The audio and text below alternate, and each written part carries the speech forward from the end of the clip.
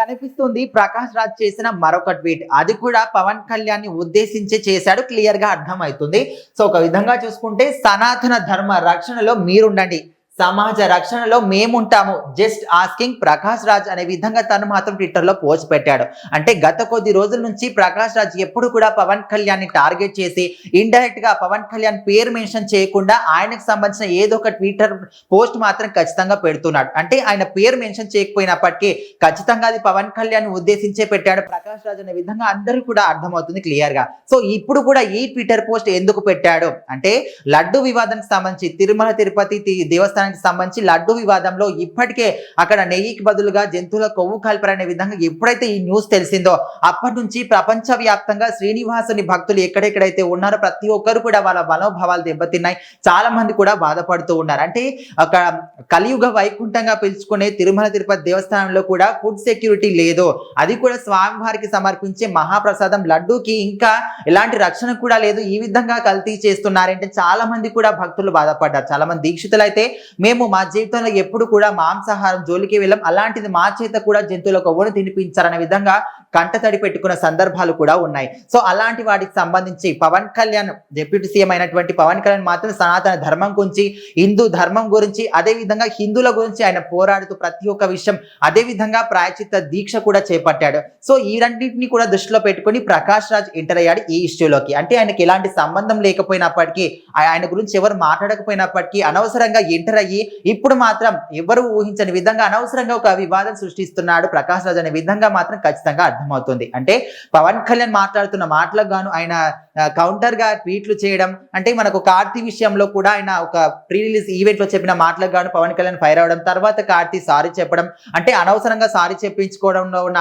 ఆనందం ఏంటో just asking అనే విధంగా, అదే విధంగా కొత్త భక్తుడికి పంగనామాలు ఎక్కువ అనే విధంగా, ఈ విధంగా రకరకాలుగా పవన్ కళ్యాణ్ ఉద్దేశించి ప్రకాష్ రాజ్ మాత్రం ట్వీట్లు పెడుతూ ఉన్నాడు. సో అదే క్రమంలో ఇప్పుడు రీసెంట్ గా ఇంకొక ట్వీట్ కూడా పెట్టాడు. ఇది తీవ్రంగా ఇంకా దుమారం లేపుతుంది. అయితే పవన్ కళ్యాణ్ కాలినడకన తిరుమల అలిపిరి మెట్ల మార్గంలో తిరుమలకు చేరుకొని స్వామివారిని దర్శించుకొని అక్కడ మాత్రం మొక్కు తీర్చుకున్నాడు.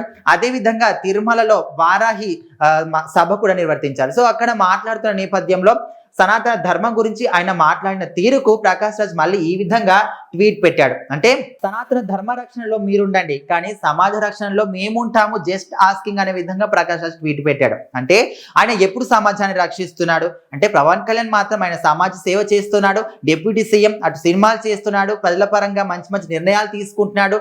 అంటే ప్రజలు ఆయనకు ఓట్లేసి గెలిపించారు, 100% స్ట్రైక్ రేట్ ఇచ్చి డిప్యూటీ సీఎం హోదాలో అయితే ప్రజలు కూర్చోబెట్టారు. సో ప్రజలకు వాళ్ళకు న్యాయం చేస్తున్నాడు, అదే విధంగా సనాతన ధర్మం గురించి కొట్లాడుతున్నాడు. అంటే ప్రతి ఒక్క హిందూ మనోభావాలు దెబ్బతీసే విధంగా ఇది ఒక అపచారం జరిగింది కాబట్టి దాని గురించి మాట్లాడుతున్నాడు. మీ గురించి ఎప్పుడైనా మాట్లాడా, వేరే మతాన్ని ఏమైనా కించపరుస్తూ మాట్లాడా లేదు కదా, ఓన్లీ సనాతన ధర్మం గురించి హిందువుల గురించి మాట్లాడుతున్నాడు. సో అలాంటిది ఎలాంటి సంబంధం లేకుండా మధ్యలోకి ఎంటర్ అయ్యి ఇప్పుడు ప్రకాష్ రాజ్ చేస్తున్న ఈ ట్వీట్లకు అసలు ఏమైనా అర్థం ఉందా? చాలా మంది కూడా ఇదే కూడా ఆలోచిస్తున్నారు. ఎందుకంటే హిందువుల గురించి పోరాడుతున్న వ్యక్తి గురించి ఈ విధంగా ట్వీట్లు ఎందుకు చేస్తున్నారు? మీకు ఎలాంటి సంబంధం లేదు, మీ గురించి ఎవరు కూడా మాట్లాడలేదు, మిమ్మల్ని ఎవరు కూడా మధ్యలోకి తీసుకురాలేదు, అలాంటిది మీరు మధ్యలోకి ఎంటర్ అయ్యి ఎందుకు ఈ విధంగా ట్వీట్లు పెడుతున్నారు పవన్ కళ్యాణ్ కి వ్యతిరేకంగా? ఏదైనా ఉంటే డైరెక్ట్ వెళ్ళి మాట్లాడండి.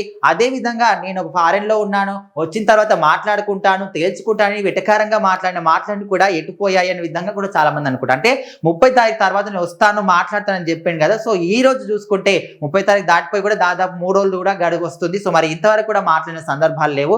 కానీ ట్విట్టర్ వేదికగా మాత్రం అంటే ముసుగు వేసుకొని ఈ విధంగా ముసుగులో గుద్దులాట అవసరమా అనే విధంగా చాలా మంది కూడా ఫీల్ అవుతున్నారు. సో మరి ప్రకాష్ ట్వీట్ల గురించి మీరేమనుకుంటున్నారు? కామెంట్ చేయండి.